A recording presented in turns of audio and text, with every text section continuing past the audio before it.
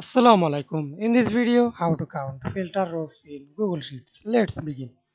First of all, select table, go to data tab, create a filter. Okay. Then example, select category fruit.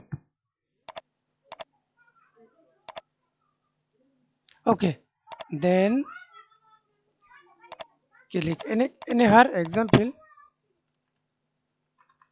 count. Then click to the cells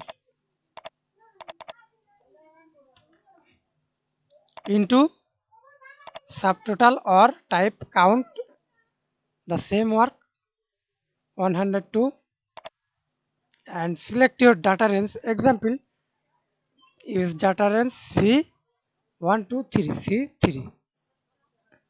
Press C3 and C6 to this. Press enter. Autofill. And now we can see this count 3, count 2, count on. Thanks for watching video. Please subscribe to my channel, like, comment, share.